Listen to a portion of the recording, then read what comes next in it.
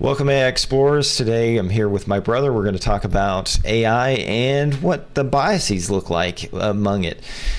Because recent in the news, we've seen things with Google Gemini and others where there have been some nuances that need to be discussed, and we're going to have some uncomfortable conversations. Isn't that right, Jacob? Yeah, and it's interesting because when you look at the news, you've got people like Sam Altman saying, hey, for AI to continue to develop, we do need to have some uncomfortable conversations. And we're well aware that companies, in a well-meaning way, perhaps, have put up certain guardrails around this technology. And unfortunately, that's what happened with Google Gemini. So specifically, if you haven't seen or read about it, people were asking Google Gemini to create, and through its image generator feature, to create images of historical events and happenings, right? And so some of the problems that were occurring was they were asking it to create, a picture of a Nazi army, of Hitler's army, right? And the people in the crowd are diverse by default. And that was a Google setting. Like when they programmed their image creation, they're like, we want to make sure that we generate a diverse set of people. But when you're creating a historical image or a reproduction of a historical image, the Nazi army was not a particularly diverse group, right? To put it mildly. And so people take issue with this for obvious reasons, okay? And I could see how someone could potentially, and I'm not talking about Hitler's army necessarily, not a good thing, right? But but perhaps other kinds of art, I could see somebody making artistic choices to be diverse, but to have a computer just be like, we're going to make everything diverse in this strange way was very off-putting. And so it's those kinds of biases and controls over biases that the people who make these programs have that is kind of the topic. Well, and that is so true to the case. Early on in one of our guests that we had on, Sherry, spoke kind of highly on this topic with the generation of images. So it really keyed in on the stylistic beauty of, Ralph Lauren or those supermodel kind of things rather than showing what real life is. And so there's bias in a number of things. And that's part of the problem, is that this is a creation of us. We are the creators of it. And all of us come at something with our prejudices and our biases. Yeah. And as much as we want to try and strive to be better and be inclusive on all spectrums, it can be difficult because we have, everybody's experiences are different through life and what they've gone through. And I think, they're going to inject things that maybe aren't so great. I'm all for some guardrails and some regulation, but, let's be true to this and not inject some false biases. Which is what happened with Google's Gemini, right? Exactly, where the pendulum swung too far to one side, and we've got to find that center point that helps us, allows this technology to flourish along a whole range of things. And in fact, there's a meeting or group that I'm joining on Thursday afternoon.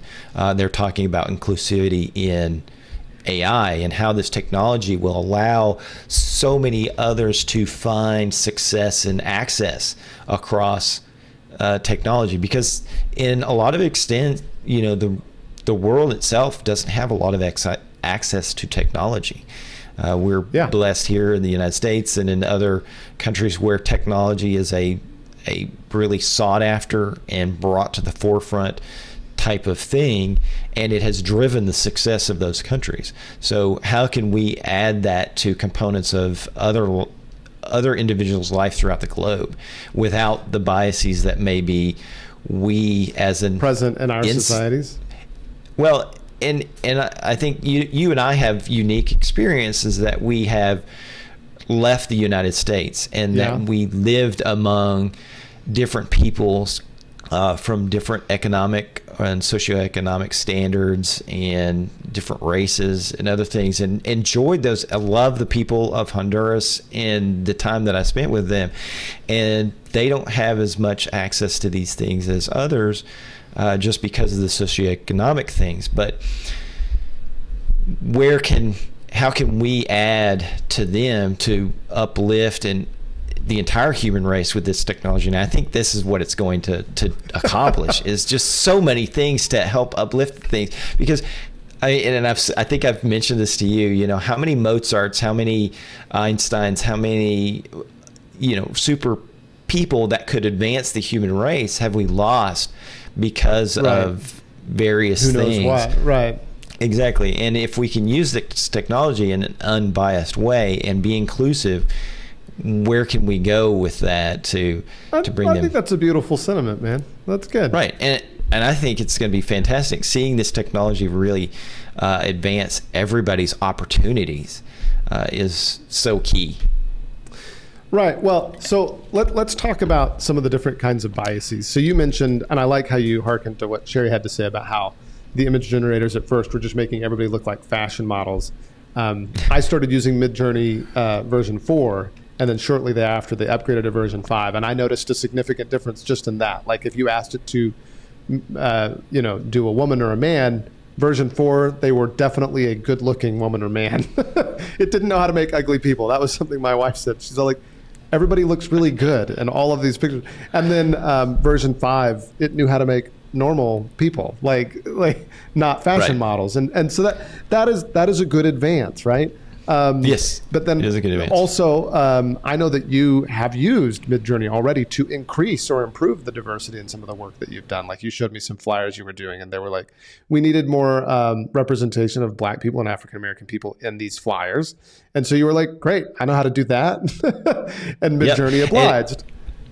And again, I think if you leave the AI to their default, they may inject those biases. And if you're more specific, like we've talked about, the specificity which matters.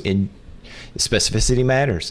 And so if you inject that specificity into it, you can I wouldn't say thwart, but you can get around some of the biases that may have been injected unintentionally to these AI or with some intention because they're concerned about, the problems that may arise or other things. I mean, we spoke recently about Microsoft's attempt at a chatbot of some kind years ago where they fed, people got on and it just became what did you call it? A cesspool of hate? A cesspool of hate. Yeah, they shut it off. They were like, we can't do this. This is not good. Yeah, and so it is good that we have some thought going into this in this new type of AI, new version of AI, and that consideration is given. But at the same time, where do we draw that line and say, okay, in order for it to really help us thrive, it needs to understand all aspects of what those biases may entail. And so how can we train it to see those biases and then prompt against it, or not prompt against it, but understand it on its own, and then maybe it'll fix itself. Like what's interesting is that this generative AI is generated from us. So whatever they've fed it, the biases are just going to come out of that. And then whenever they try to put guardrails around something, then that's a very more direct form of bias. And what's interesting to me is, so I had the wonderful opportunity to learn about search engine marketing and how that works.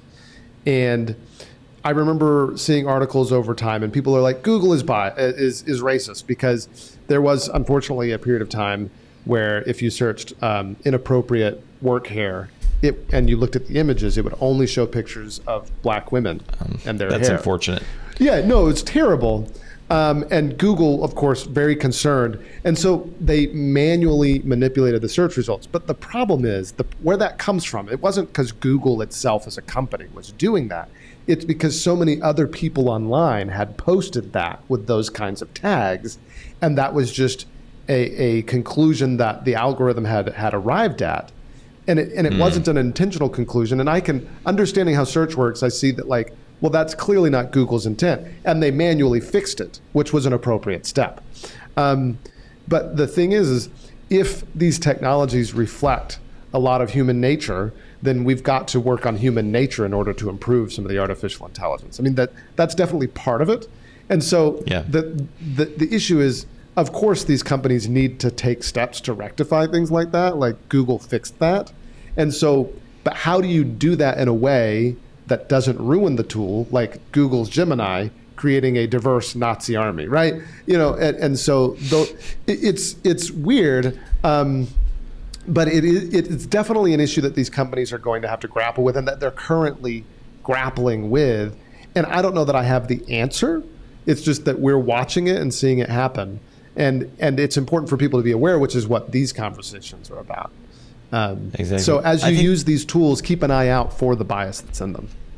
Right. And I think we have a grand opportunity here where if those that are running the AI, creating the developers, fully invest in providing the AI what honest, true intellectual bias look like, and then seeing that more equitable level across every spectrum, we might see some improvement in that. And without having to require guardrails or safeguards against certain things, it will know on its own, okay, it's neither right nor left, it's neither this nor that, it's more even and equitable across everything.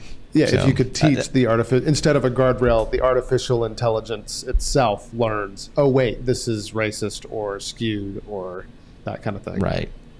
That's interesting that it could train itself that way. Well, and I think, we're seeing, and I read an article a little bit ago about AI and, how all these AI are advancing and whatnot. And the article said, well, what we're seeing, they're probably 2 or 3 versions ahead of what we're already seeing. Right. So right. Which is always interesting to consider.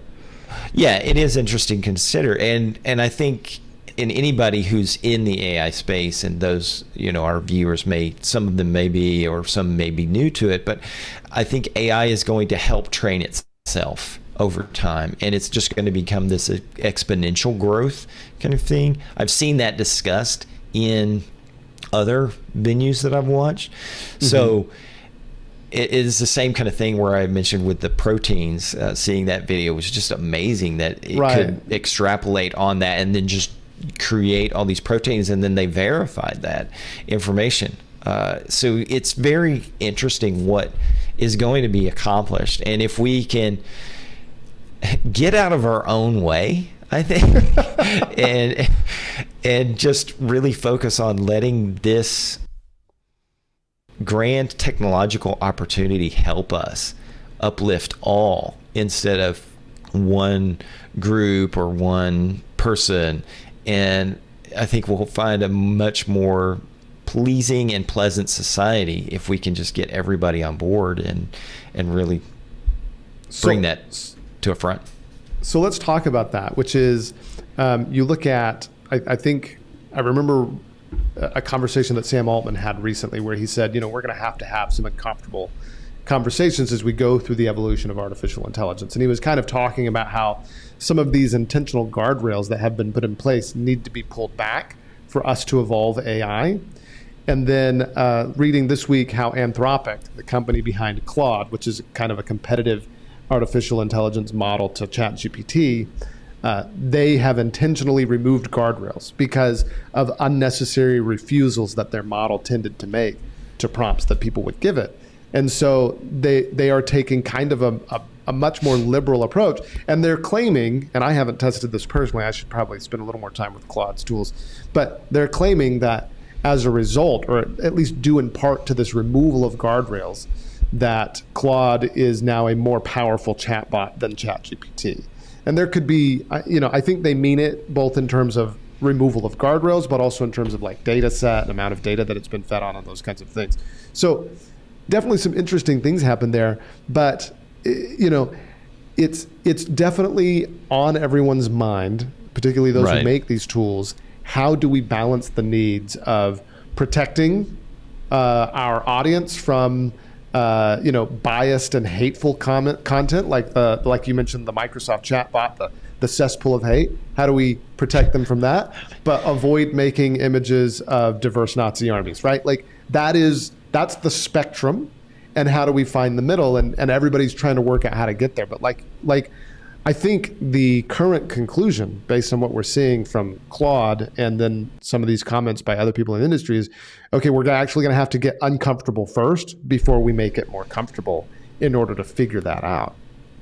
Well, and I think that's life. I mean, we all, there are times where we do have to have uncomfortable conversations with the people that we love, the people that we associate with, the people that we work with, in order to rectify a situation. And if we're not willing to have that uncomfortable conversation, but at the same time, we need to have those uncomfortable conversations in a civil way, not in an aggressive, threatening, violent infused way. We need to sit down, kind of remove our emotions, take a step back and remove our emotions from it, and then dive into that topic. Again, we have to get out of our own way. We're gonna have so many interesting YouTube comments on this video. I'm not sure where they'll end. Look, we don't claim to be perfect in how we're having this conversation. No. But at least it's important to have it and to talk about what the tools are doing, which is kind of the focus for us. So let's consider for a minute what is happening over at Google Gemini and the backlash to this kind of mistake with these overly aggressive guardrails leading to what some people view as offensive content, right? Some people are calling for the CEO's head. They're like, he has to resign, which I feel might be a bit of an overreaction. I mean, the guy's been CEO for a number of years and been successful in a lot of ways. So I feel like that's a lot to ask for. But exactly. But they eliminated the functionality from the tool immediately because when they found out that this is happening. And so it makes me curious what those conversations in the back room are like. How are they planning on retooling it before they re-release it? I mean, it does mean that they're going to have to remove some guardrails that some smart people got in a room and thought clearly about before putting in place. Some well-intentioned people. Yeah. And I mean, they're obviously having those uncomfortable conversations, and I think calling for the resignation of individuals that, yes, he may have signed off on the program, but he doesn't know the complete ins and outs of every last facet. And let's be realistic.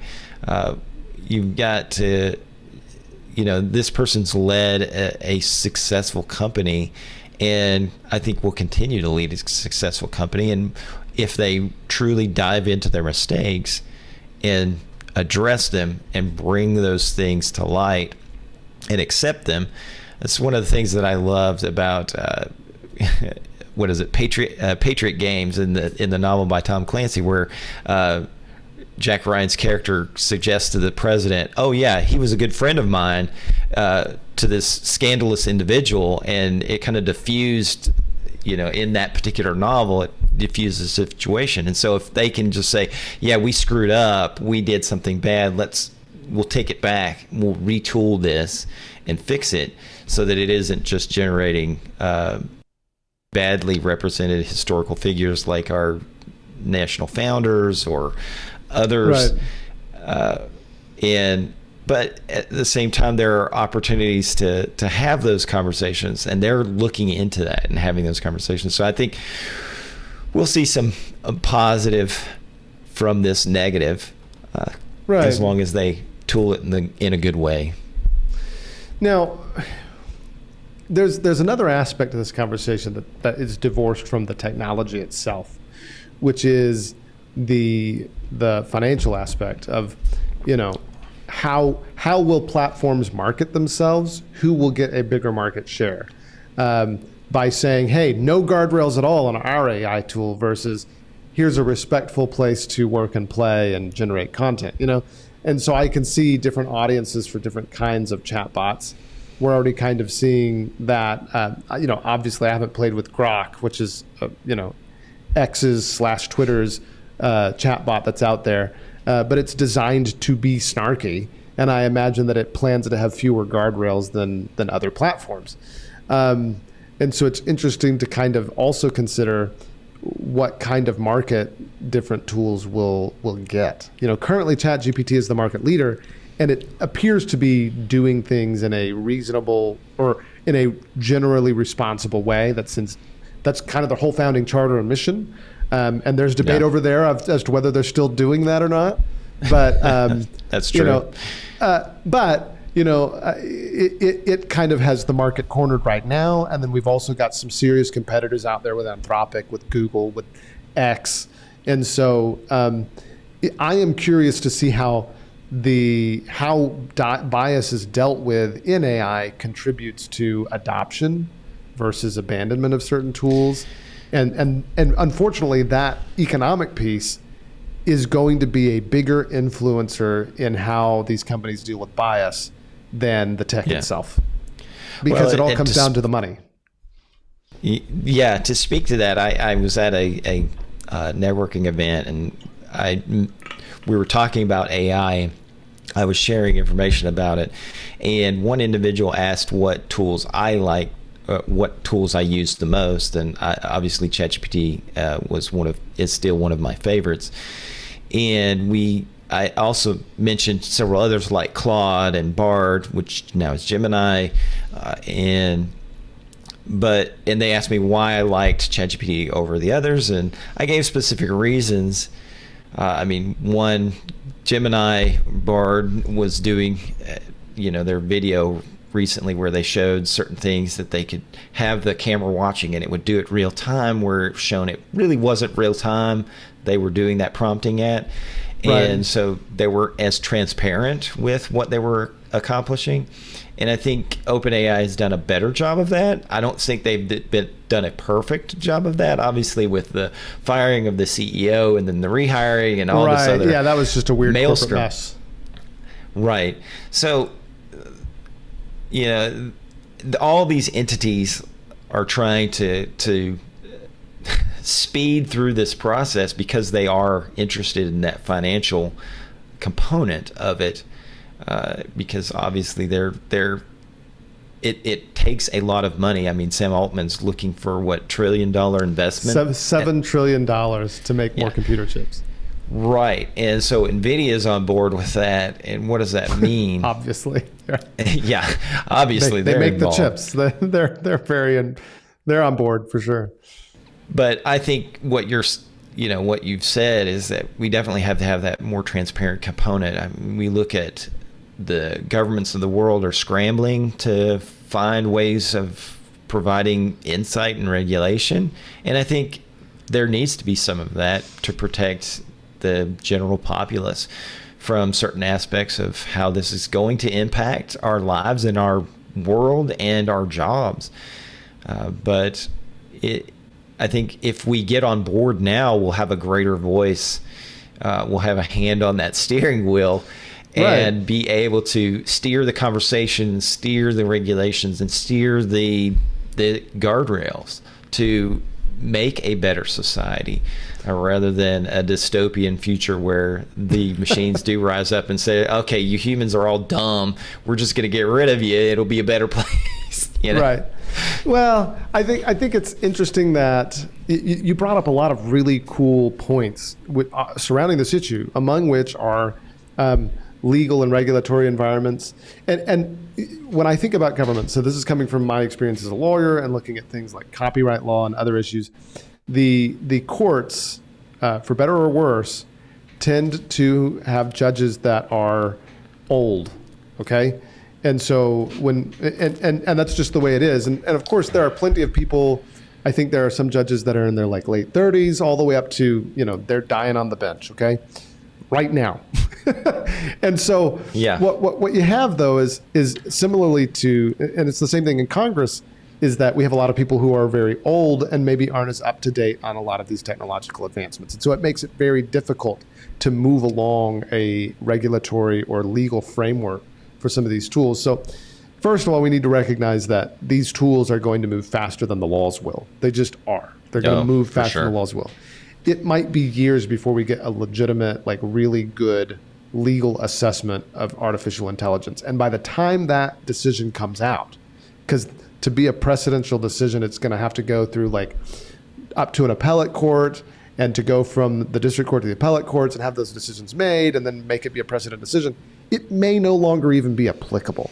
But, and so that's how, slow the law is compared to the tech. And frankly, this is something the U.S. needs to look at in terms of like quickly, picking up the pace on these kinds of things. And so how is the law going to deal with the issue of bias in AI? It's really unclear. Most of the legal conversations around AI lately have focused on issues like copyright, intellectual property. I haven't seen a ton of conversations about dealing with bias. There's obviously legal conversations about the ethics and those other things. Right. But bias does need to be part of that legal conversation as well. And it will be part of that regulatory framework. And I am hopefully optimistic that our legal framework will support artificial intelligence and its growth, because like a lot of these current leaders in AI are saying, Claude and Sam Altman and others, it's going to get worse before it gets better. It's going to be a little bit of a bumpy ride. And that appears to be, at least in their view, a technological necessity. Is it? I don't know. But that's the message that I'm seeing as I read through the tea leaves of news articles and quotes, right? So, well, I think any kind of growth, all kind of growth really is uncomfortable. Yeah, when you true. Stretch yourself, you're taking a risk. You're, letting go of certain things. Look at the both of us. We're entrepreneurs. We try to do things. So we've taken on a risk, and we hope to grow. You look at a butterfly in a cocoon, for example. If you open that cocoon for the butterfly, it's not going to function very well for its life because it didn't have the challenge of getting out of that cocoon. And the whole thing about butterflies allowing their wings to push against that exterior and being uncomfortable and fighting against it allows their wings to get the blood in there and allows them to fly. So if we want to find some metamorphosis in a good way, we do have to have that uncomfortable moment where we stretch our wings and get blood flowing to them. But we can only do that if we have those challenges and we address them. And that's where I think, like you're saying, in the legal sphere, in the governmental sphere, and in their own regulatory bodies within OpenAI, Claude, Gemini, Google, and any others. So it's going to be an uncomfortable ride. I like what you said about that, but I think, or a bumpy ride, not an uncomfortable ride, but a bumpy ride, which drives some uncomfortable moments. But in the end, I think we'll come out better for it because we've addressed those things in a, I hate to say adult manner, because we can see millions of videos where adults are behaving like toddlers these days. in a mature manner. Let's go with that. In a mature, focused, civil manner, where we can really engage and determine what that future could look like or can look like. I'm optimistic, but I'm kind of optimistic overall because I see so many opportunities and so many gains for so many people. For society as a whole, if we harness this technology right. Exactly. It's interesting because, and we probably need to wrap this up soon, but the hardest part of implementing artificial intelligence is the human element. You know what I mean? Like us figuring out, what are we going to do with this? Because it's here, it's coming, it's not going to go away. Now what do we do? And I think the bias problem probably comes back to the humans who use it more than the technology itself. Yeah, what is the quote? Is it Muhammad Ali or something like that, where he's like, you can have the perfect plan, but till you get punched in the face? Right, yeah. And so, we could create the perfect plan, but as soon as we inject the human element, it's gonna have some problems. And it's because we're all coming at something with our own experiences, both positive and negative. And so we have to look at those and go, is this a beneficial conversation, or is this a conversation that's going to help us grow. And I think a lot of the challenging conversations will with AI, and we need to look at them right now. Right now. All right, bro. Thanks for the conversation. For those of you who are joining us on our YouTube channel, take a click around, like and subscribe. Follow us both here and on our website, where we have courses and other materials available. And you can learn about how to use AI together with us. We're excited that you've joined us with this interview and for this journey. Thank you very much for listening. We'll see you next week. See you next week.